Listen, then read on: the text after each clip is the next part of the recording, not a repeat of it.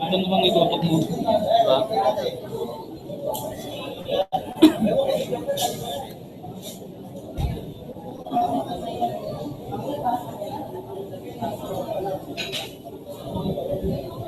Si Joe, ikaw na. Ikaw na.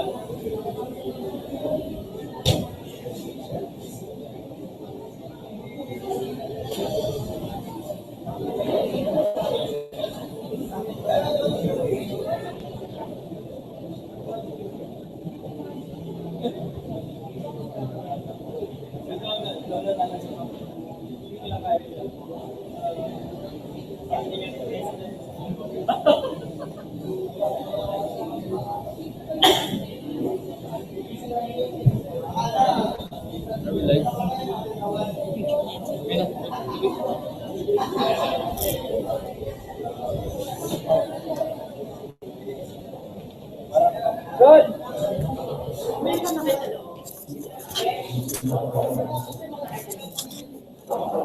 Wait lang nung naka-live eh.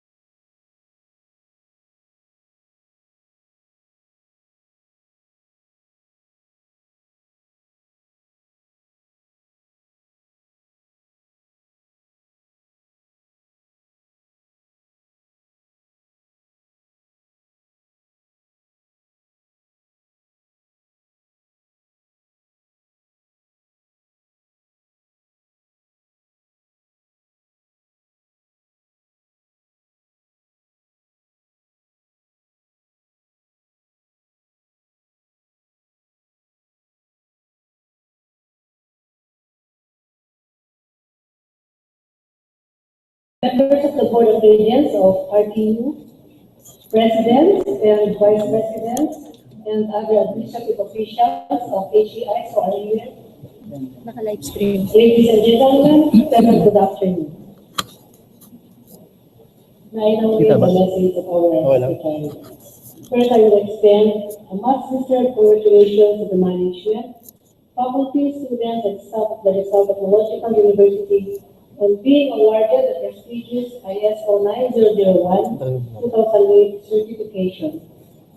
Give yourselves a pat on the back because just like our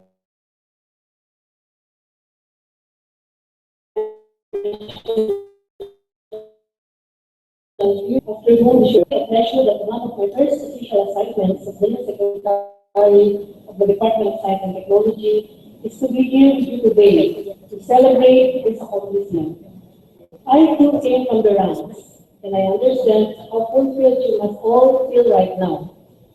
As your president has mentioned, or as our president has mentioned, Dr. Torres, this recognition came after decades of persevering and committed efforts to establish the structures, review, revise, and design new policies, and reorient the very mindset and culture of the RTU family to conform to global standards of excellence. However, just as you are celebrating today, I would also like to remind you that this is just the start. Simula lang po ang pagkakaroon ng ISO 9000 certification. Achieving excellence, quality, and efficiency is hard, but maintaining ISO levels, quality, and efficiency will even be harder. I am fortunate to be familiar with RTU's long-term plan, which includes the strategies and trusts that the university will be taking for the period of 2012 to 2022. RTU will reach the golden year during this period, the 50th year, that will be on 2019. I challenge you to align these strategies with the principles of the ISO, especially in terms of deliverables to our clientele, to our publics. As you must have read by now, President Duterte wants the people to experience the full services of the government. And one of the strategies that we'll be focusing on, or that we will be focusing on, in the DOSC to enhance access to SMG programs is by partnering with colleges and universities, especially those in the regions. By the way, RTU is host to about 73 undergraduate scholars, both old and now. And during this school year, I would like to see a doubling of this figure, especially before we reach 2019. Because that will be the RTU's golden year. We encourage RTU to utilize its educational and training facilities, research outputs, and technical expertise to serve our citizens and our development partners para naman po masulit ang taxes na binabayad ng publiko. RTU as a leading SUC will definitely have a significant role to play in the next 6 years and beyond. Higher learning institutions, after all, are not just generators of knowledge, but are active enablers of change. We can even compare HTIs to a huge laboratory where knowledge is generated, shared, published, and utilized. I have mentioned earlier on that USC will support the strengthening of research and development capabilities of ACIs so that they can carry out the R&D that will address problems and concerns in the regions where they are situated, and this will tap the potentials found in their areas. I am happy that RTU shares this view. Para po kasi gumagawa ng bahay ang pagsasagawa ng isang proyekto. Bago mo itayo ang struktura, kailangan matibay muna ang iyong pundasyon. Yun po ang role ng research and development. Ang research and development ay palantas sa pundasyon na sumusuporti. At kailangan natin ng solidong pundasyon kung makipagsabayan tayo sa teknolohiya at modernisasyon ng iba't ibang bansa. Particular na yun, pumihirap na ang single ASEAN market. This is an RTU on the other CIs to support advocacy for an aggressive and innovation-driven R&D economy.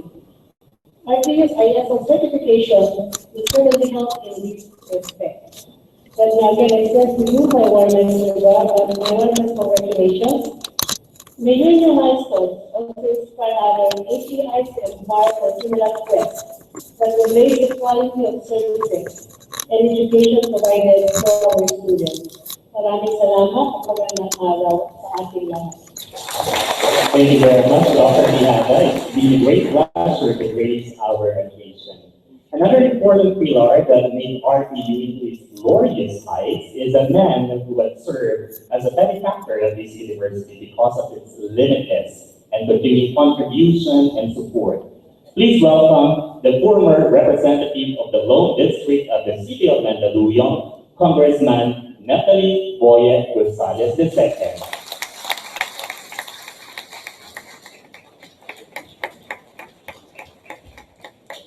Maraming salamat po, magandang po po sila.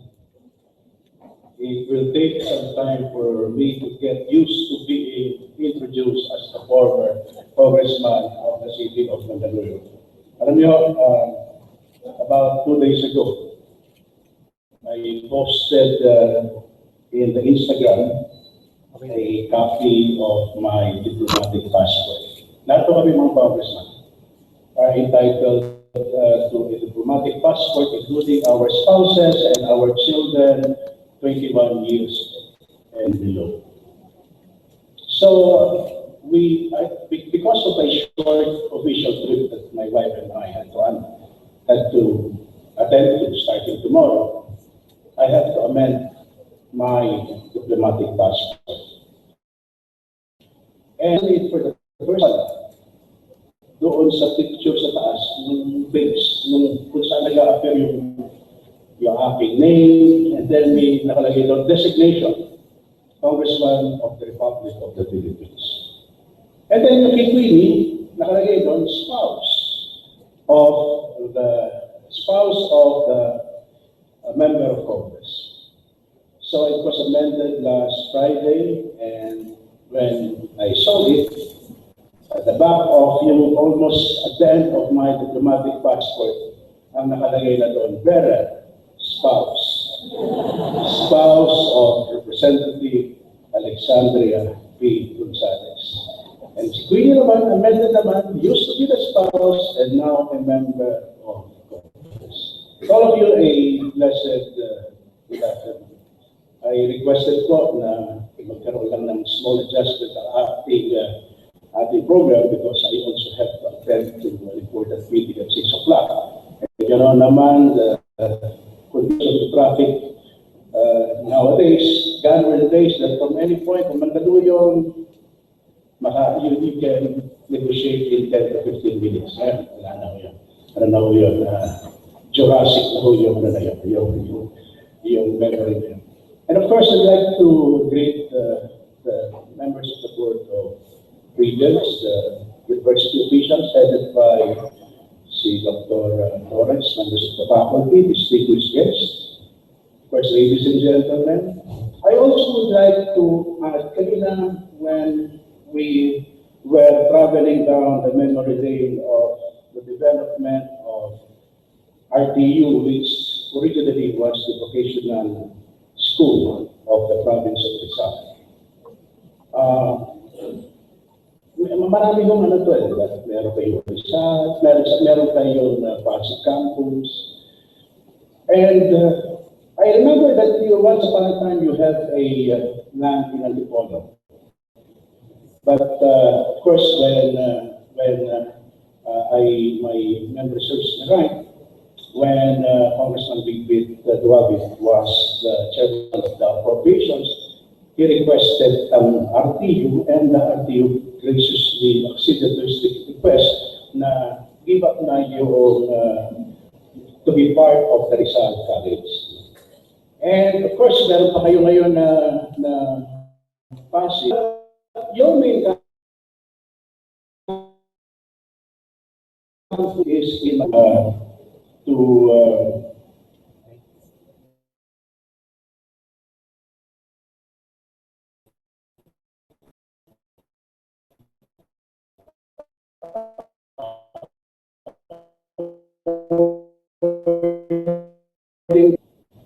and among the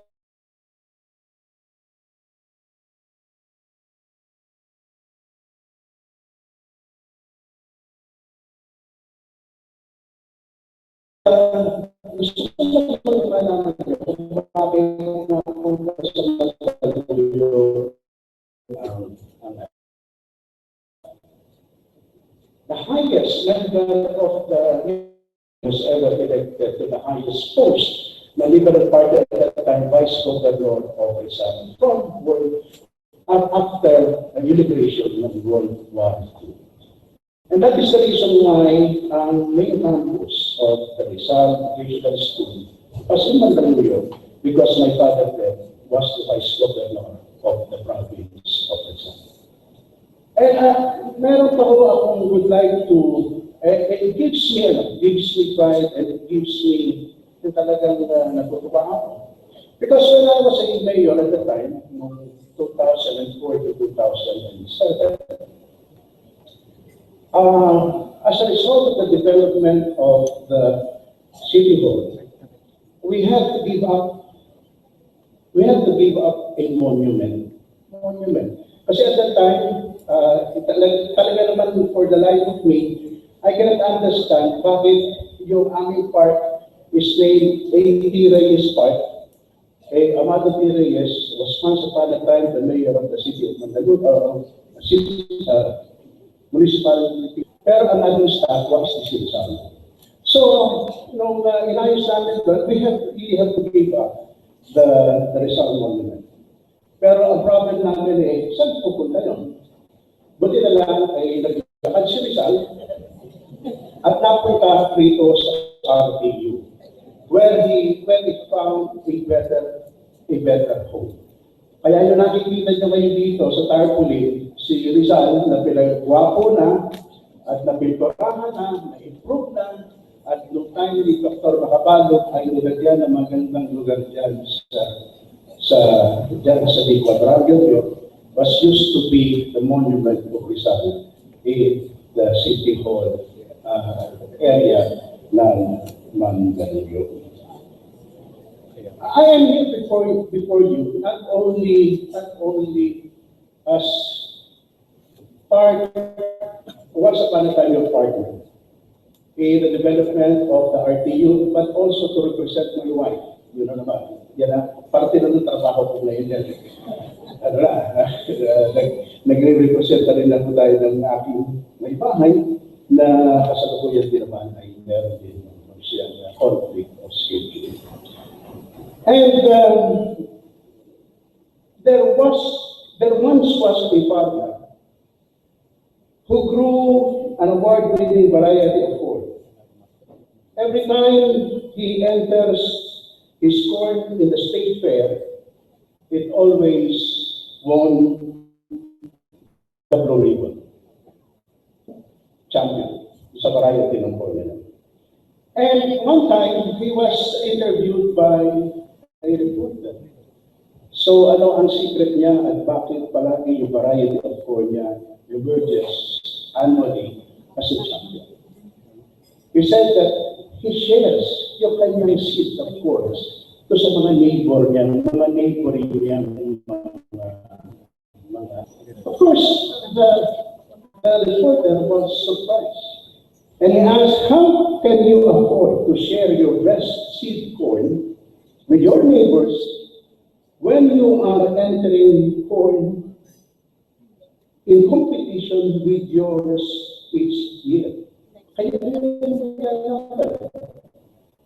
Then to which he replied, farmer said, didn't you know? The wind picks up naturally in all. The wind picks up all happening corn and swirls it from field to field. If my neighbors grow inferior corn, cross-pollination will steadily degrade the quality of my corn. If I am good corn, I must help my neighbors grow good corn. This farmer knows his stuff and is very much aware that in the scheme of life, his corn cannot improve unless his also improves. His life, in short, will not improve unless the life of those around him will likewise improve. This afternoon, we celebrate this very sound and so timely philosophy. And it couldn't have come in the most auspicious of times, In a time where change is held as the prime border of the day for our society, the Rizal Technological University has been granted a distinction that has been sought by many institutions of higher learning, but garnered only by a select few. The certification of excellence from the International Standards Organization. In fact, as I understand, the RTU is the only state university in the National Capital Region to receive this coveted certification. I believe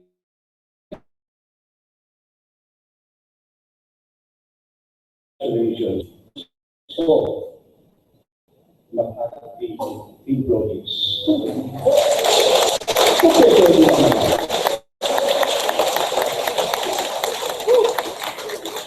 Sa dami-dami ng sinabi ko, puro sa natalakay.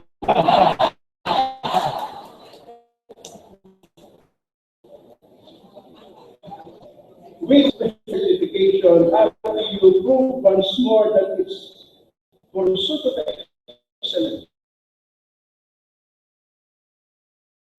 as an institution, the certification seals your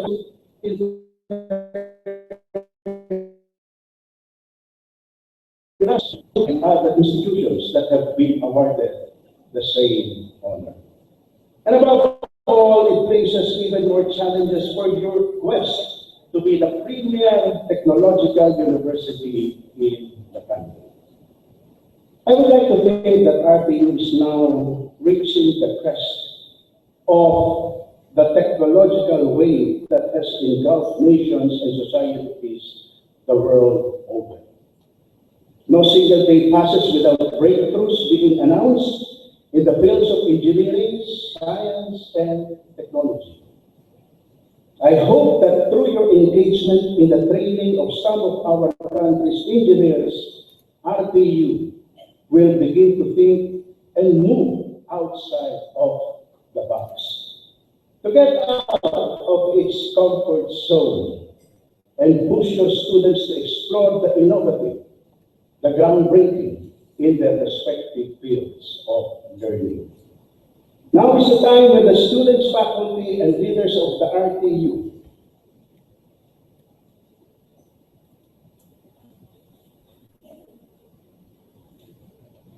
are challenged to come up with studies and policies that will address the many problems of our communities. From the generation of renewable and harnessing recyclable materials for more productive uses. There are a host of possibilities that you could explore. Never mind those that have been tried and tested, or those that are popular. Seek study the unthinkable.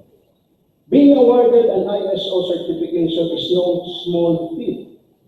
That you finally claim it as a reward of your hard work and the pursuit of your excellence does not mean you can now rest on your laurels. I assure you, complacency at this time and over-peace will be the sure remedy for future mediocrity.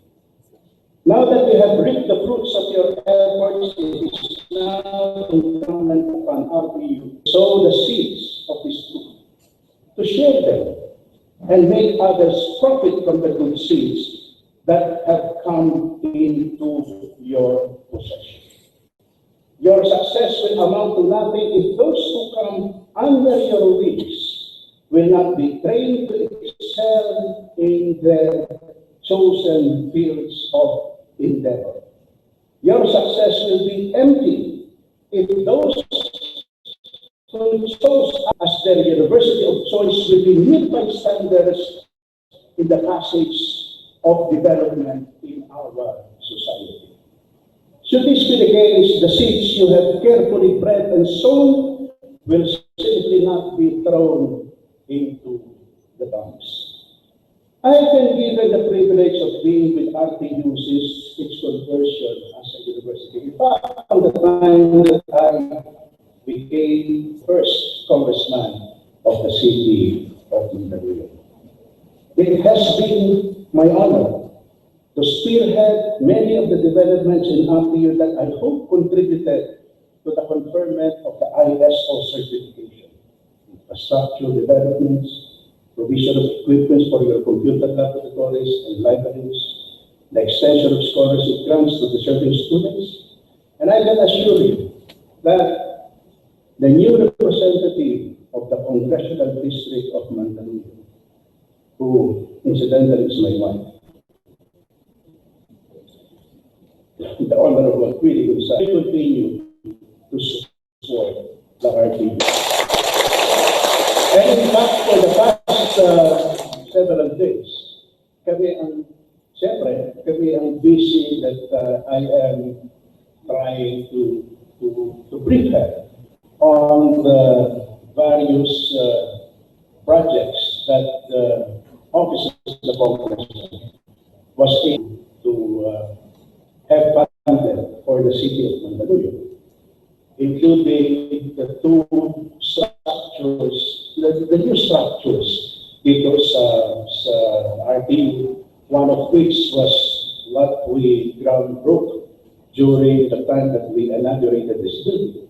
And of course, another one dito sa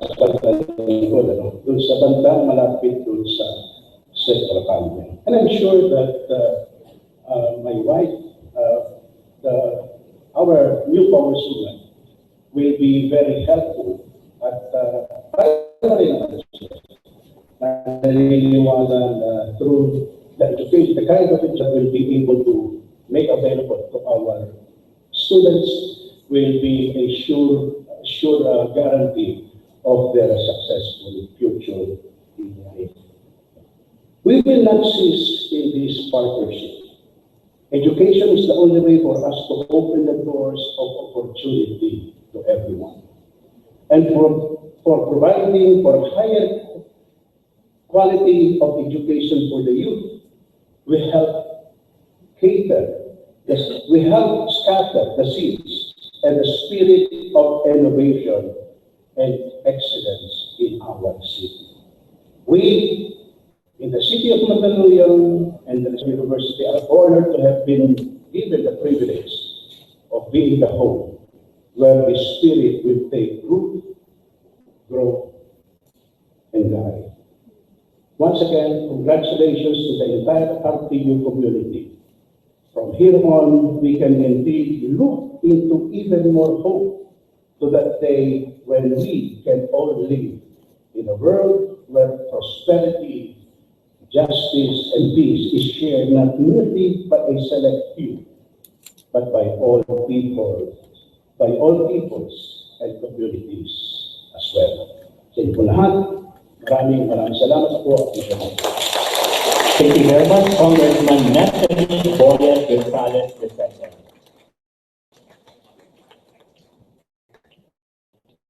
Another round of applause, please, for our visiting Congressman Gonzales. You know, take your seats. Today, as we celebrate the successes being gained by the RTU, let us not forget the important people who have been part of placing RTU to greatness. This is the reason why now we will be paying tribute to our mentors and benefactors who have great contributions in making RTU a strong educational institution. With that, may we call our University President, Dr. Jesus Rodrigo F. Torres, to give tribute to our retirees and other important personalities. And this is to be assisted by our respective deans of different colleges. We have the College of Business and Entrepreneurial Technology, Professor Amelia Granda, the Engineering and Industrial Technology, Engineer Ricardo N. Nasuli, College of Arts and Sciences Dean, Dr. Elena T. Paragas, College of Education Dean, Dr. Arlene Ray CBS, and the Institute of Physical Education, Professor Raytora F. Flordivisa, and for the graduate school, we have here Dr. Edna C. Aquino. Ito po tayo na.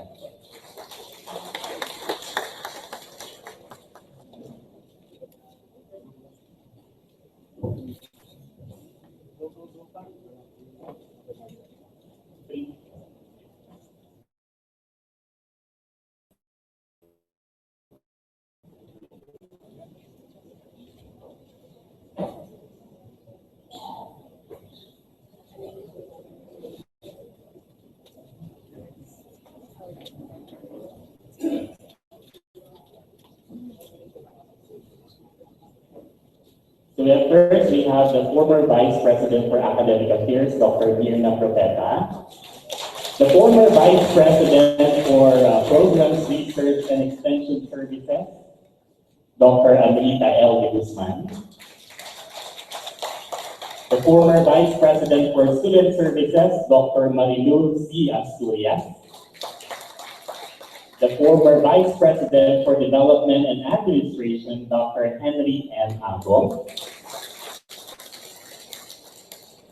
So these are the people who made and contributed RTU into greatness. And also may we call in our President Emeritus, Dr. Jose Q. Macabalu.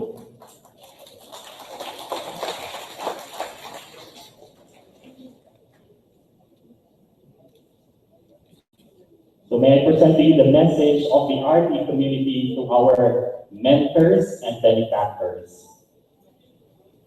Rizal Technological University cities of Mandaluyong and Pasig, for all the unconditional love generously given that always made us feel so important and valued, for all the unconscious inspiration shared that lived and convinced us to continuously face with enjoyment whatever odds and adversities we were confronted, for all the intellectual challenges imposed that gave us the spirit to keep on moving and reaching greater heights for our university, for all the advices, comfort, admonition, and persuasions provided that made us wiser and stronger, for all the acts of spearheading, supervising, and leading our professional, personal, and social journey that enables us to work in harmony and camaraderie. For a simple smile, the gentle tap on our shoulder,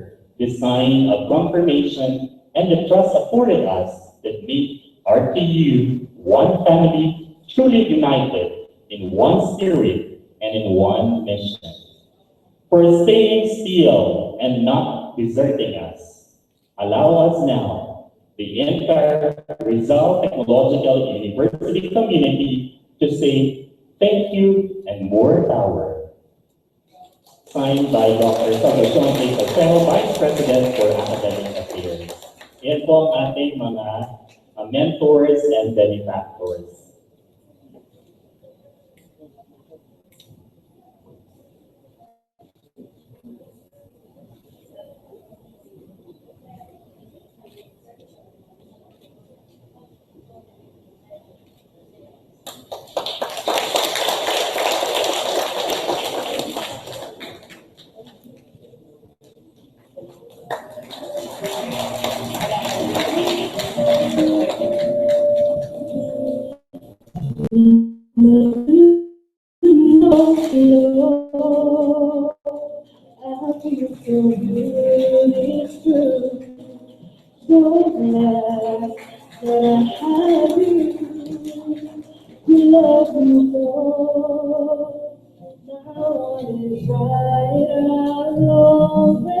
Thank you for the glory, thank you for the joy, thank you for the love you gave to me. I'm glowing inside with your shining through. Thank you for everything you do. I'm glowing inside because of you. Remember my glowing needs. There will be joy because you're there for me. You can be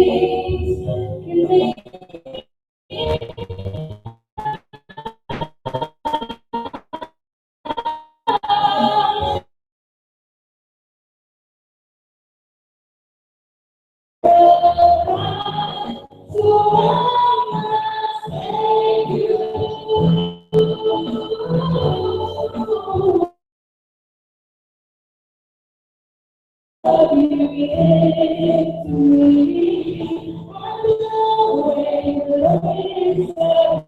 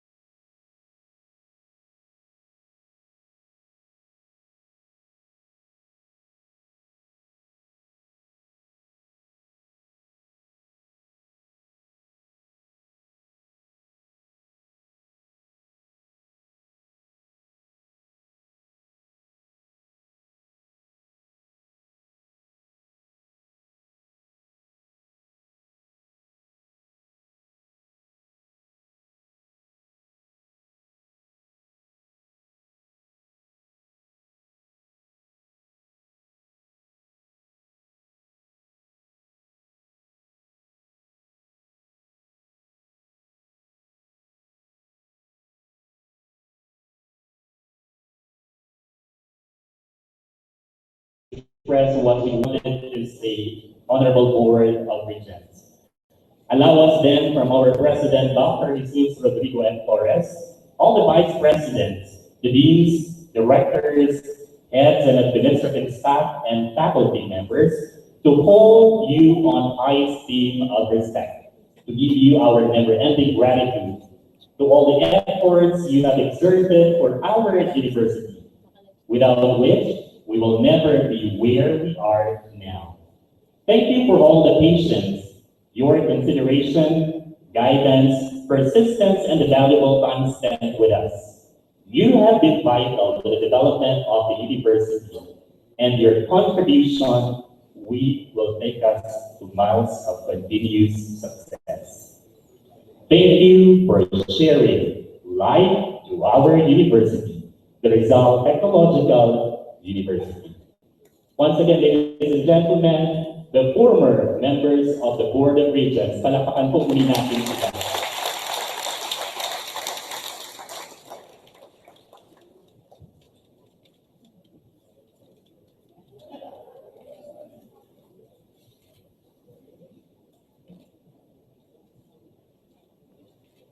Thank you also to our university officials.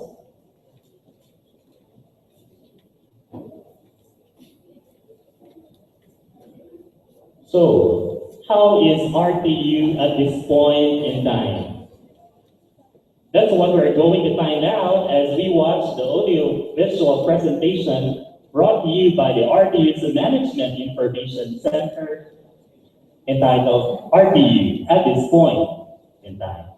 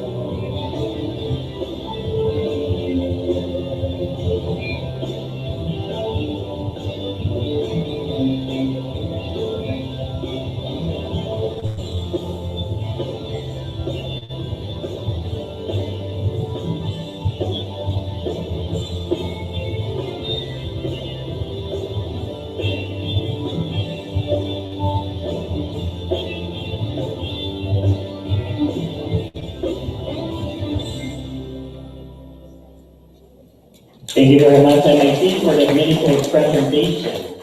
Being a great university must not only be manifested through vibrant achievements in the local level.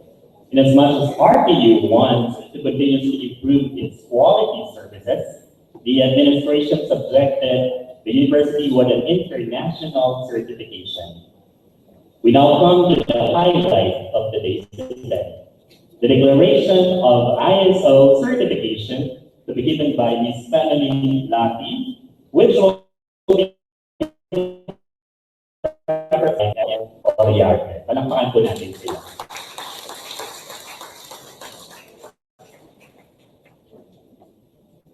And that is to be given to our Vice President for Academic Affairs, Dr. Salvacion Reyes Pacheco, or University President, Dr. Jesus Rodrigo F. Torres.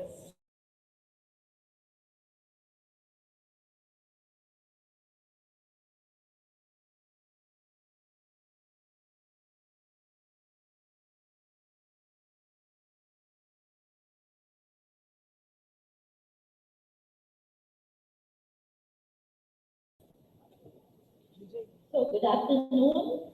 So today marks a tremendous milestone for Rizal Technological University, and it's a great honor for me to present this certification for ISO 9001-2008 for the first ISO certified state university for National Capital Region. So congratulations, everybody. ISO certification. The certification body is the school engagement certificate certified at Rizal Technological University, Body Avenue, Barangay Matanig, City, Montenegro, Philippines, has established and applied a quality management system for development and provision of tertiary education for the College of Arts and Sciences, College of Engineering and Industrial Technology, College of Business and Entrepreneurial Technology, College of Education, Institute of Physical Education, graduate school programs, research and extension services in accordance with the CHED or Commission on Higher Education policy standards and guidance colleges and universities in the Philippines.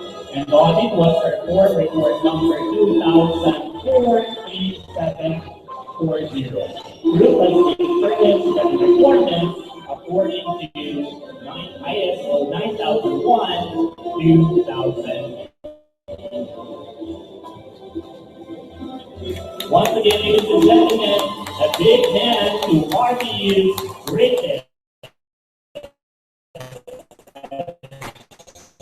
achievement.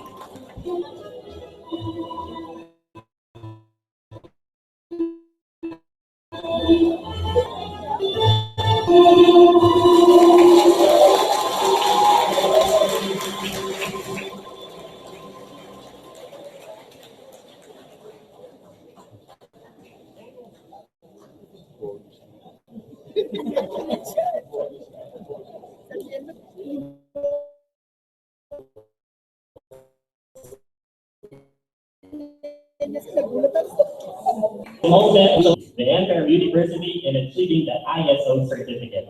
The person who dreamed that one day RTU shall face the standards towards progress and innovation. And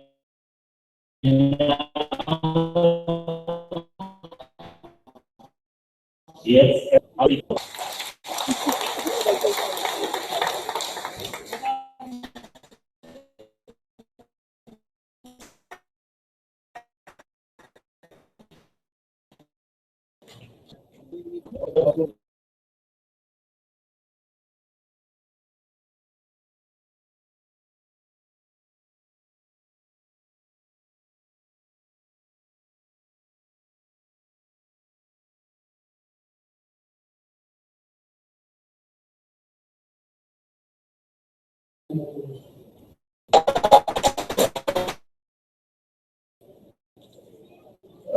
Assistant Secretary Rtu Iso,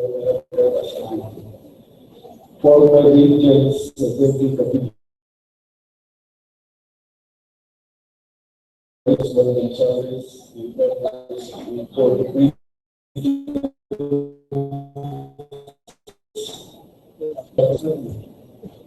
Dr. Glenn Pasuk, Authority of the Legal Position Flex, for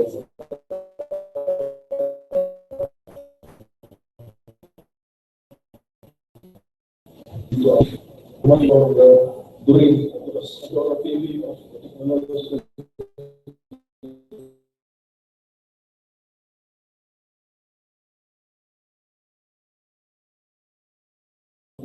For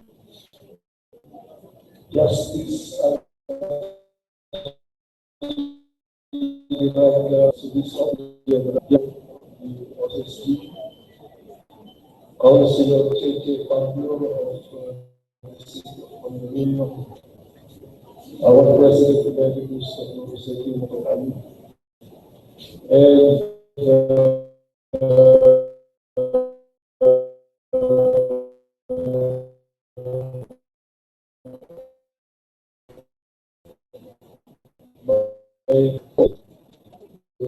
to Asia Pacific Tourism Group.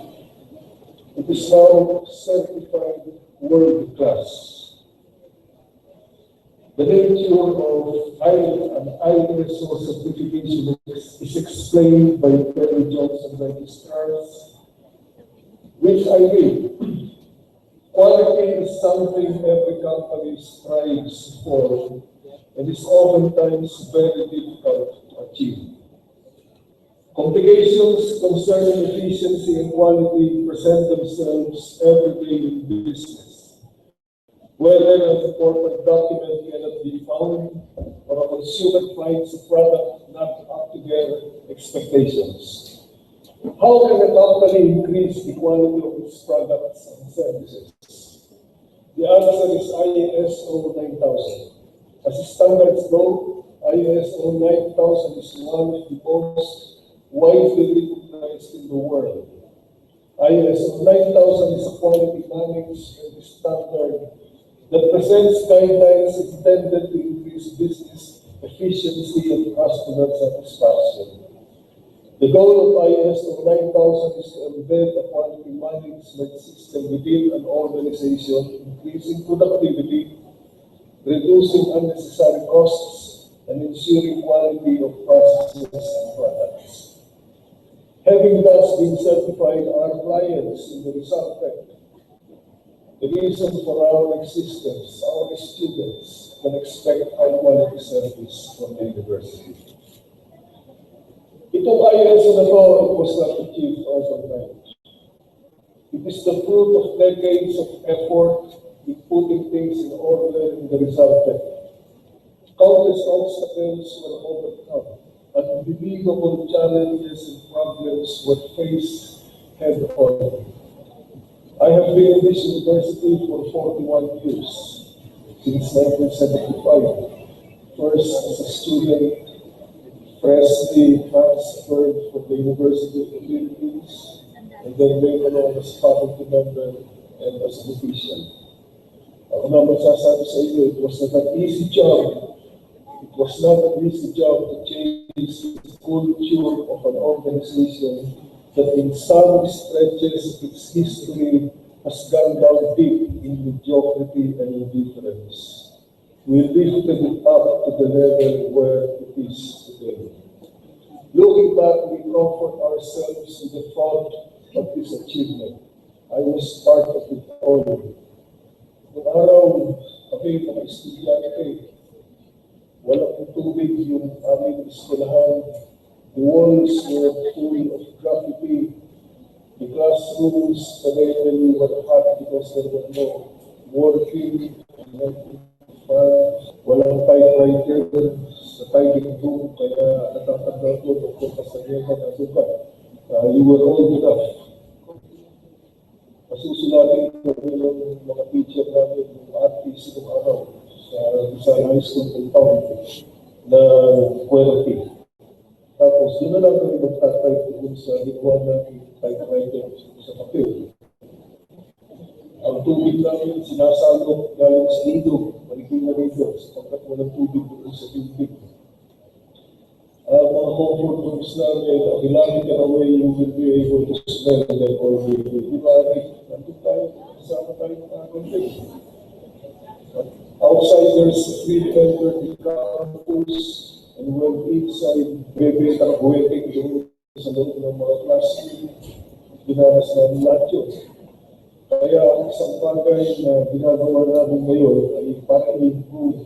Hindi ko itigil para ayusin ang university. Bumibili tayo ng mga gamit sa mga laboratory. Nagre-request tayo ng Congressman Gonzales ng mga building, mga computer, inaayos natin ang paaralan sapagkat ayaw po namin na ipangalanas sa mga estudyante namin ngayon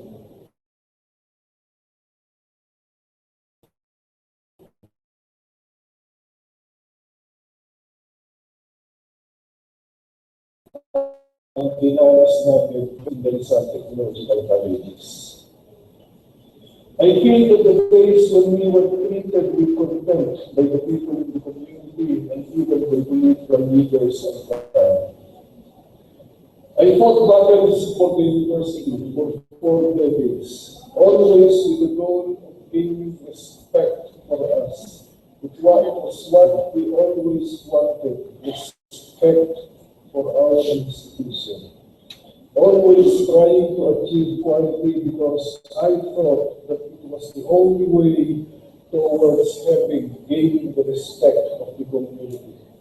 Now we can hold our heads high, even in the company of the most elite schools in the country, and certainly among fellow state universities and colleges.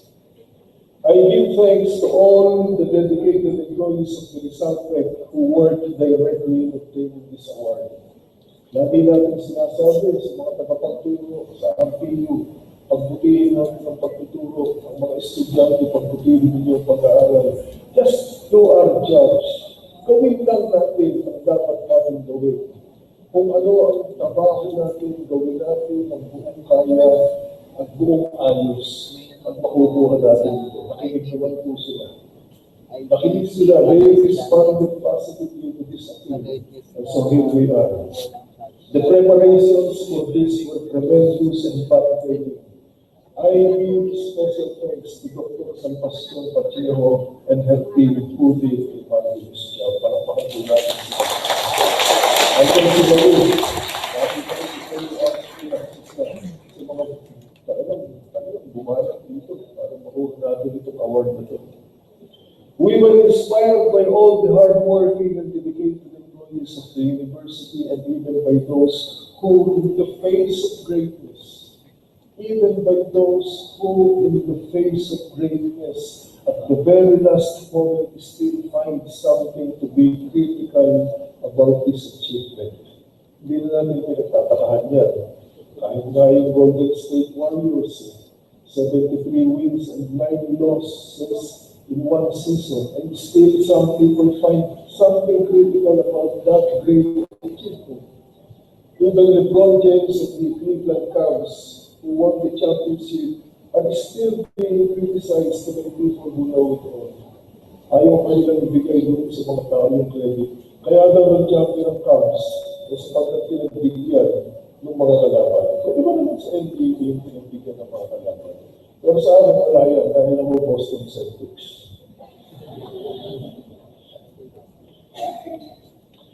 Many people have been instrumental in our achievements. First of all, I would like to give thanks, unending thanks, to my former professor, the late Senator Rtu Iso, for uplifting this institution during the days when we lacked almost everything.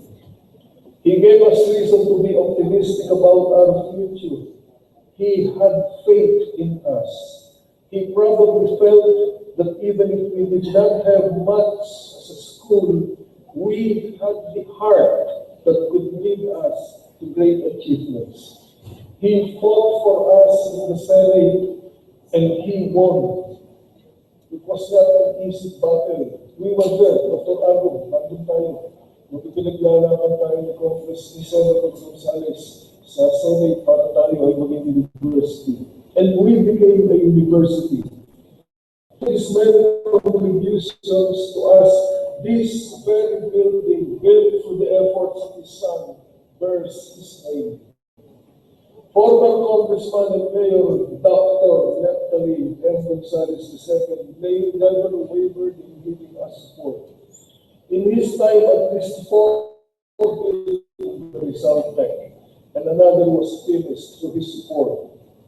We ran to him whenever we needed help. With hundreds of computers he gave us, we are ready for the e-libraries that would give us more capability to create and share knowledge to our students and to the world. Dr. Gonzales worked to give the people of Mandaluyong scholarships, not only to enable them to enroll in the Rizal Tech, but in many other schools as well. Dr. Rtu Gonzales changed lives and gave hope to thousands of people. Baka magtataka kayo kung bakit Dr. Gonzales ang tawag ko kay Julio. Sapagkat he is one of the recipients of PhD honoris causa given by the RTU in 2002. Among of many achievements himself, former judge, MMDA chairman, mayor of Mandaluyong, and former cabinet chairman Ben Apalos, as we finally call him today, had a vision that lasted for more than 20 years to adopt the Rizal Tech as the city college of Mandaluyong. Thus, the city government, through the efforts of the late Councilor Delphine Asistio, poured in funds to this institution to help poor Mandaluyongers obtain an education and a better chance for a brighter future. His son, former Mayor Benhar Avalos, continued with his legacy. The city of Pasig, to the efforts of Mayor Bobby Eusebio and former Mayor Maribel Eusebio, is now constructing additional buildings in the Pasig campus. Former Congressman Roman Romulo has worked to give us 2 buildings in the Pasig campus. And now, we have no more space in that campus for more buildings.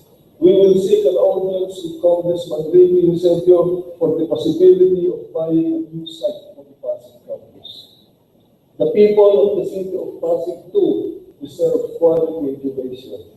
The Pasig campus would not have found itself in its present site if not for the efforts of former Congressman Rufino S. Javier, who sought funds for the purchase of a lot and for the construction of the original building in it, which we now unofficially call the Javier Building. He called me up last week. Sabi niya, anak, hindi ako makakapot na. At ako'y ka na lang. Pero sabi niya, pagkano ko ng pagkakataon, pupunta rin sa dito, sapagkat malaki rin ang puhunan niya dito sa RTU.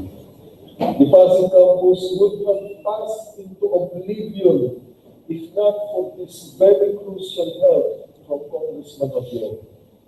In the 25th founding day of this institution held in the old Pasig campus inside the Rizal High School compound, we gave recognition to the people who have been part of our history, such as former Governor Isidro Rodriguez, who was the real founder of the Rizal Tech, though it was called the College of Rizal in his time. Buti na lang, napalitan ang pangalan natin, College of Rizal. Pagka nag-review si Marine. Saka nag-aaral. Sa CR. Saan ka nagtuturo? Sa CR. Gusto ka rin RTC. Former Mayor Adelina Rodriguez, Dr. Alfred Tom, the PLRC, myself as President of the Kabataan Barangay School Chapter of RTC, and as the President of the Kabataan Barangay Federation of Pasig, and of course, the inimitable First Lady, Madam Imelda Romualdez Marcos.